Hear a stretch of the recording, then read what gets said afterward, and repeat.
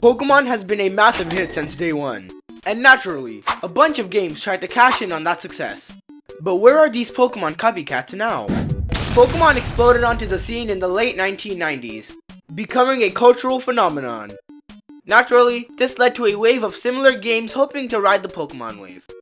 Some found success, while others, not so much. Let's start off with some of the bigger names. First up, Digimon. Launched shortly after Pokemon, Digimon offered a more digital twist on monster collecting. Its anime series and games quickly gained a dedicated fanbase. Unlike Pokemon's organic creatures, Digimon featured digital monsters living in a parallel digital world.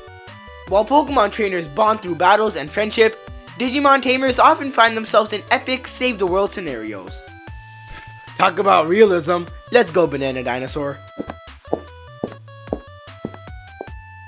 Despite its different approach, it's carved out quite a unique space for itself. If Pokemon is the beloved protagonist, Digimon is the sidekick that has potential but nobody cares about. Next, let's talk about Monster Rancher. This game stood out with its innovative feature of generating monsters using CDs and DVDs. Yes, you heard that right. Before streaming was a thing, your PS2 or Xbox 360 games doubled as a monster vault. While Pokemon relied on exploring tall grass for encounters, Monster Rancher had you digging through your CD collection. The uniqueness was in the variety and randomness of monsters. Who knew that your Backstreet Boys or Lego Marvel CD could summon a dragon? Yokai Watch is another contender that enjoyed massive success, especially in Japan. Its charming characters and engaging gameplay made it a hit. In Yokai Watch, players befriend spirits called yokai that affect people's daily lives. Unlike Pokemon, where trainers are typically battling for glory, Yokai Watch focuses more on solving everyday problems. Like when a branch hits you in the face while you're walking? Yokai. When you're playing a game with your cousin and he shuts the console off before you win?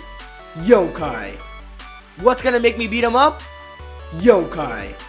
When you ask an old lady with a stroller if she needs help crossing the street, then you get charged with arson, shoplifting, and get deported to Kyrgyzstan? Yokai. Dragon Quest Monsters, a spin-off from the popular Dragon Quest series, focused on taming and battling monsters within its fantasy world. Imagine Pokemon, but in a medieval magical world. Instead of Ash Ketchum, you get to be a young hero on a quest, capturing classic Dragon Quest creatures like slimes and dragons. It's like Pokemon, but with more swords and sorcery. Remember Neopets? While it wasn't a direct Pokemon clone, it tapped into the virtual pet craze of the early 2000s, and became a huge hit when it was released. Neopets took the idea of raising virtual pets and mixed it with an online community and mini-games. It was less about battling and more about caring for your pets, playing games, and building your virtual empire. It was like a combination of Pokemon and The Sims, but with more pets and less Grim Reaper. Oh my god, I haven't played Neopets in 5 years, all my Neopets are probably dead by now.